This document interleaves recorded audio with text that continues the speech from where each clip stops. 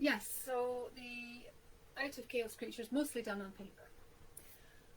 For these, the little ones that I do, and I'm going to show you some of those, I will start maybe on a big piece, sometimes a really, really large piece. I'll just choose colours that I want to play with, just make a real mess all over the place, and once that's dried, even with the white randomly made lines with the liquid white, once it's dried, I'll cut it up into smaller pieces.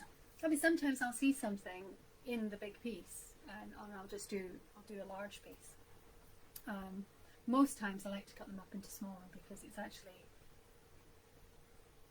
it's more, I'm more likely to see something in the smaller areas.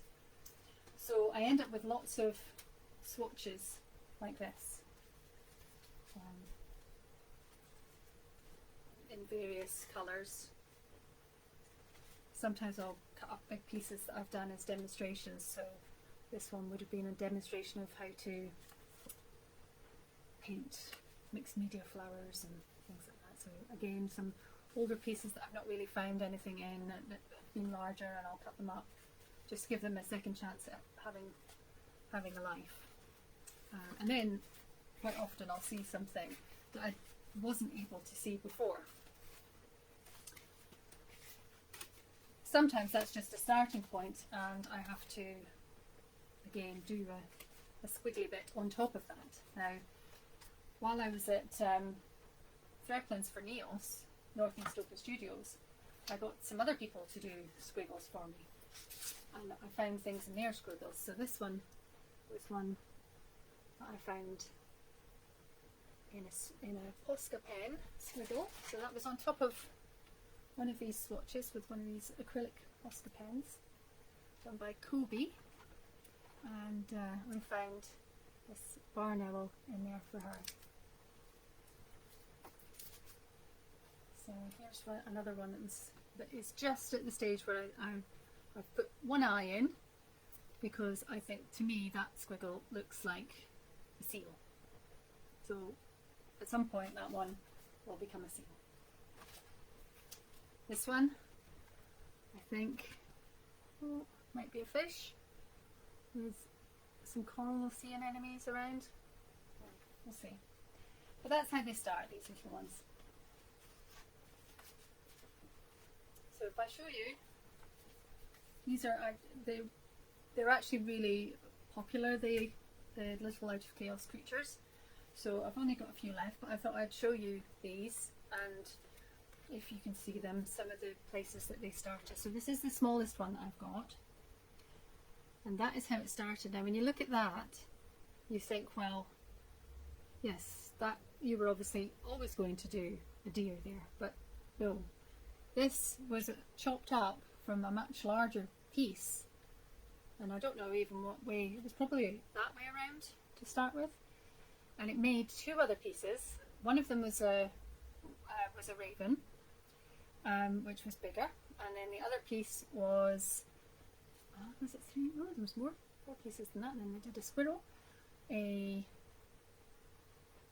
fox, I think, and a hare, and this is the deer. So this was not intentional, but that is what I saw in the piece. And then I just brought out the details on the face and the ears. So that was that one.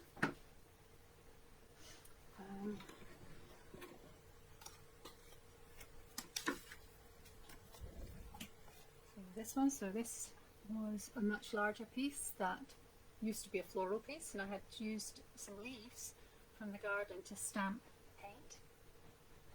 You see that leaf? I hope you can hear me okay. Don't know how good this microphone is. So, and that is where I saw the gannet.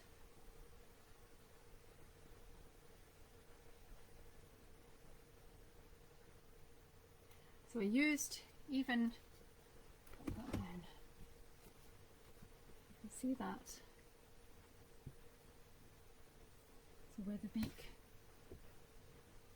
would be, and I kept the eye in there, and I kept this nice yellowy pinky colour, and I used the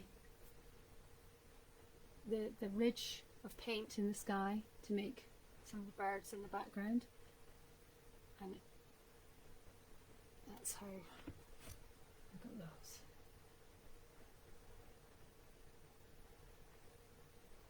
So these things, you know, I could not do the same thing again twice. It's always different.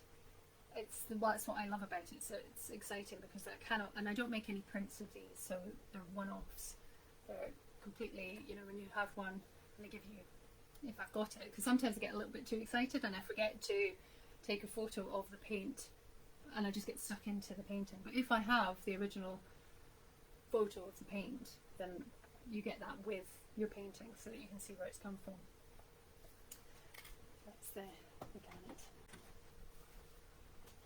So this one,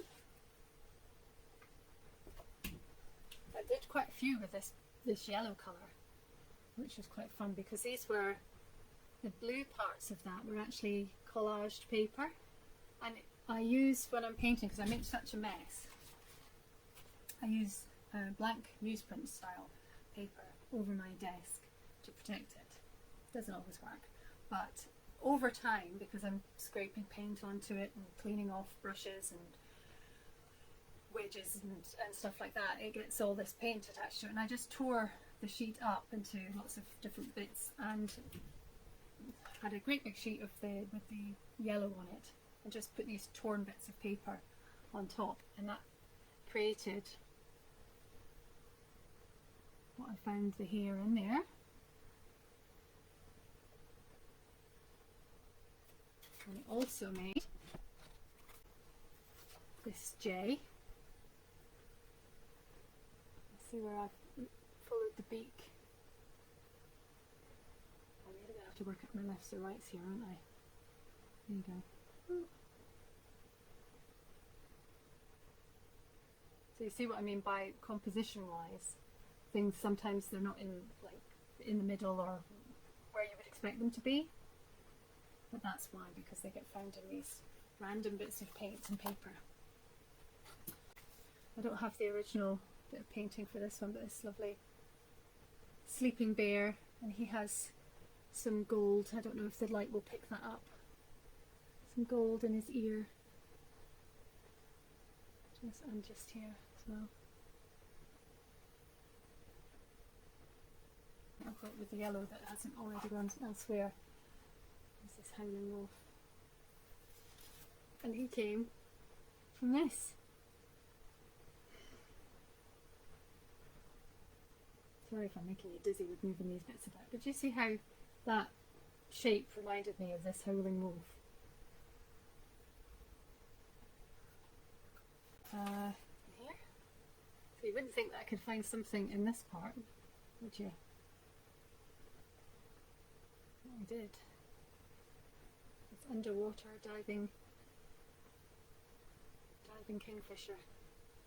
And you're wondering, did he make his catch somewhere down here? Of course, this could be the after, and in which case he did.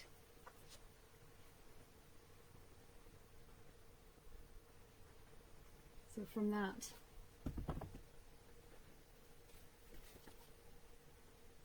so the head of the kingfisher there, coming down to the beak, and even the shape of the fish is in there as well. And I brought the fish out. Again, I'm not sure if it will pick up on the camera, but there's a faint shimmer on that fish, and actually like splashes of water. You can just see it's catching, oh that's it, it's catching the light now. So just on the fish, and then little bits of splashes of water that you catch in different lights. What is the howling fox? I don't have the picture for that. I will have somewhere on my camera, but I don't have them printed out. Or if I did, then I misplaced them, which happens. In a studio like this, it happens. these are great fun to do, and they're really popular. So these ones that I have left, a couple of larger ones, one that I've called Prosperity. It's a koi fish.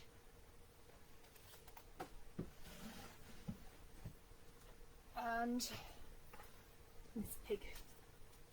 Yeah, this is one of those things that when you see the original paint marks, you think, oh, you must have done that on purpose, but genuinely that was just a random squiggle. But it's so clearly, once you see the pig, you can't unsee it. But it's funny how before, when I show people some of the pieces that I've started that I haven't brought anything out, I haven't drawn anything on, and before I've told them what I've seen, they can see so many other things, and then once they've seen it and show me, I'm like, oh yeah, I can see that now too. And it's just whatever, I suppose, whatever you're more in tune with. Some people might be more inclined to see faces or buildings or trees or what have you, but for me it's the animals. And I think I do tend to paint a lot of hares, and I think that often comes because when I'm in the flow, I make very flowing movements, and those shapes lend themselves to the long ears of the hare. I mean, I love hares anyway. So I am kind of, my brain does see those quite often, and possibly because I've painted so many realistically over the years, that makes a difference too. I just understand the shapes that way. Sometimes I go, oh, you know, I can't do another hare, not now, I need to do something different. So I'll make different marks, and I'll maybe do something a bit more spiky, and those times I might be more inclined to see a fox because they have the pointy ears and the pointy face, and you know, things like that, or birds, ravens, and you know, sometimes the swishing makes a wing.